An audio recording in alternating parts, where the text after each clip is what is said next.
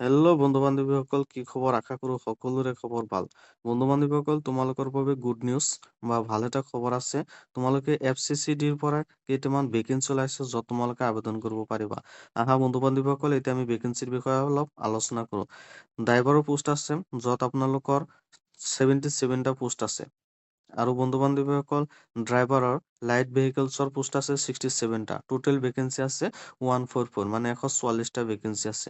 আৰু বন্ধু-বান্ধৱীসকল, ইয়াত যদি আমি চেলাৰীৰ কথা আলোচনা কৰোঁ, তেতিয়াহ'লে 23,000ৰ পৰা আপোনালোকে 20,000লৈকে আপোনালোকে দৰমহা পাব পাৰিব।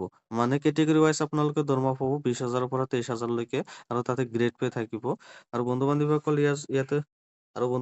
ইয়াতে যদি আমি আবেদন কৰোঁ, তেতিয়াহ'লে আপোনালোকৰ এলিজিবিলিটি বা কোৱালিফিকেশ্যন কি কি লাগিব? বন্ধু-বান্ধৱীসকল, আপোনালোকে যদি ড্ৰাইভাৰৰ হেভি ভেহিকলছৰ পোষ্টত আবেদন কৰে, তেতিয়াহ'লে 10 পাছ কৰিলেই হৈ যাব, আৰু ভেলিড ড্ৰাইভিং লাইচেন্স থাকিব লাগিব।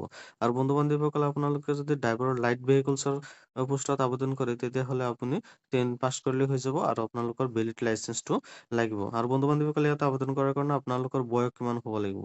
আপোনালোকৰ মিনিমাম 2টা পোষ্টত 18 বছৰৰ পৰা মেক্সিমাম 40 বছৰলৈকে আপোনালোকৰ বয়স হ'ব লাগিব। এতিয়া বন্ধু-বান্ধৱীসকল, ইয়াত আবেদন কৰাৰ কাৰণে আপোনালোকৰ ফিজ কিমান কাটিব লাগিব?